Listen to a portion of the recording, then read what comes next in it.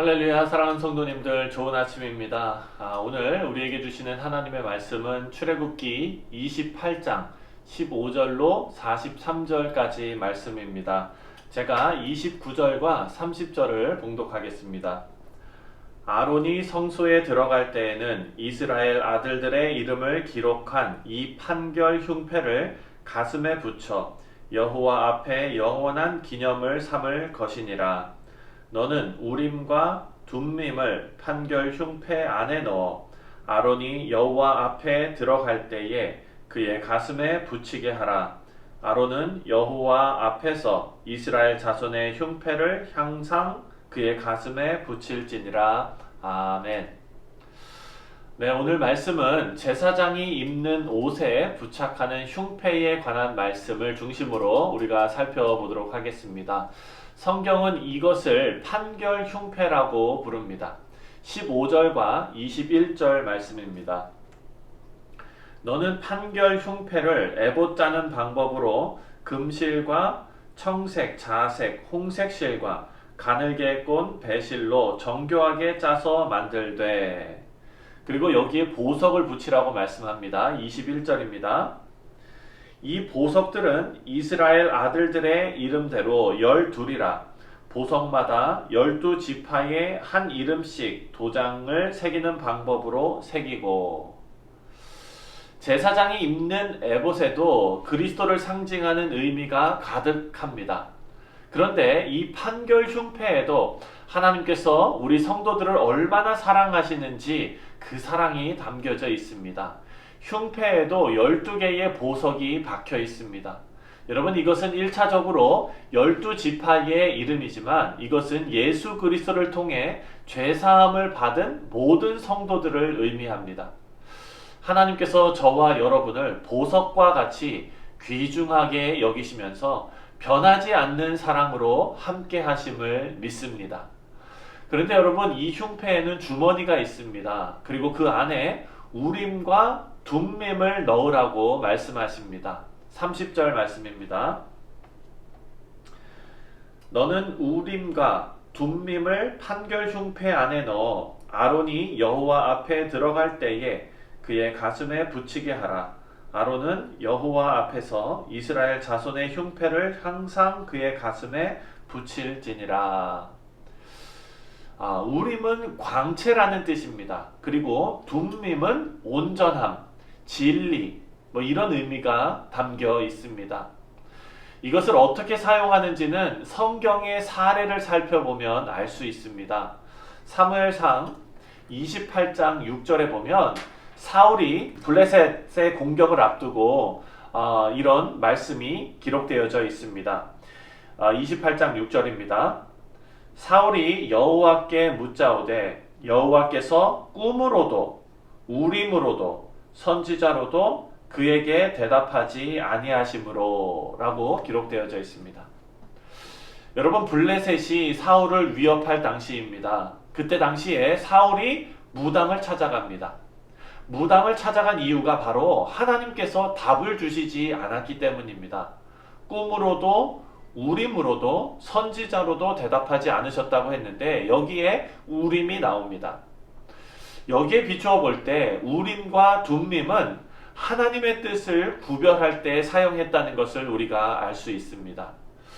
그래서 본문으로 다시 돌아와서 제사장이 입는 옷 위에 흉패를 덧입는데 여기에 하나님의 뜻을 구하며 판결을 받는 판결 흉패를 입었습니다.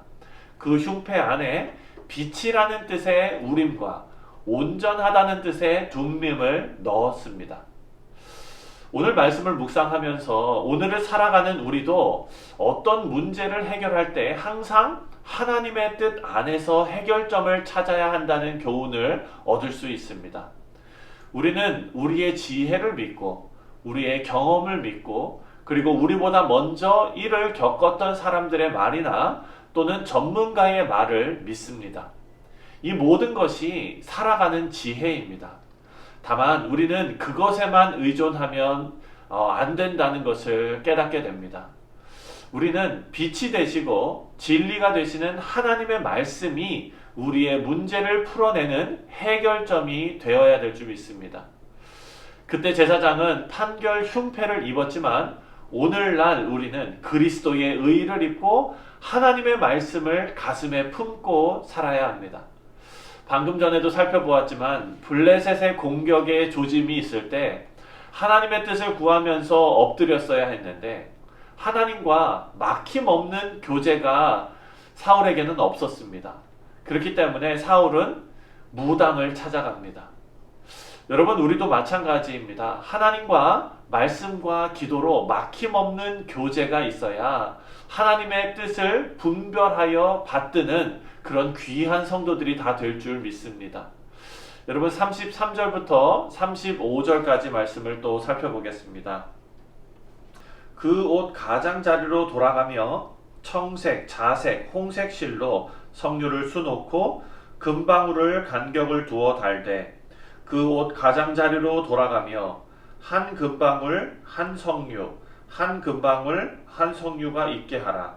아론이 입고 여호와를 섬기려 성소에 들어갈 때와 성소에서 나올 때에 그 소리가 들릴 것이라. 그리하면 그가 죽지 아니하리라.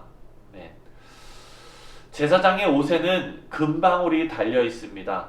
따라서 제사장이 성소 안에 있을 때 제사장이 죽었는지 살았는지를 확인할 수 있었습니다. 여러분, 이것은 단지 생사를 확인하는 방법으로만 하나님께서 주신 것이 아닙니다. 이 방울소리는 제사장 본인도 듣게 됩니다.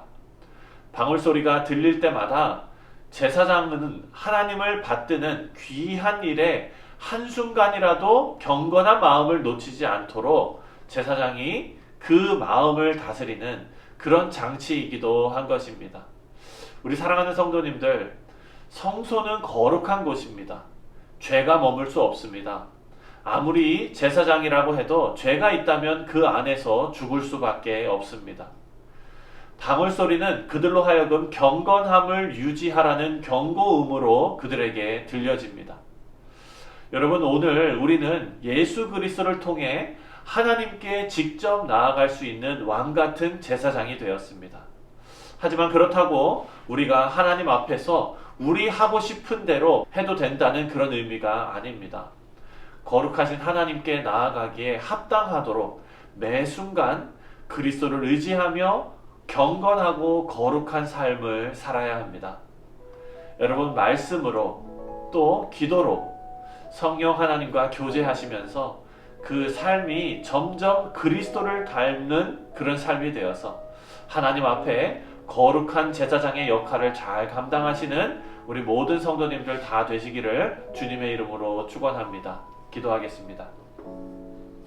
하나님 아버지, 오늘 이 말씀을 통하여 하나님 앞에 우리가 경건한 자로서 매 순간 하나님의 말씀을 경청하며 또한 그리스도를 의지하며 살아가야 함을 배웠습니다. 하나님, 우리 사랑하는 성도들이 오늘을 살아갈 때에 경건한 성도의 삶을 살게 하시고 또한 거룩한 성도의 삶을 살게 하셔서 그의 삶이 성령의 거룩한 열매를 주렁주렁 맺어내는 귀한 인생들 다 되게 하여 주옵소서. 주님, 이에 필요한 모든 것 주께서 채우신다 약속하셨사오니 하나님 흔들어 넘치도록 채워주시며 하나님의 은혜를 우리가 힘입어 살아갈 수 있도록 하나님 함께하여 주옵소서. 감사드리며 예수님 이름으로 기도합니다. 아멘.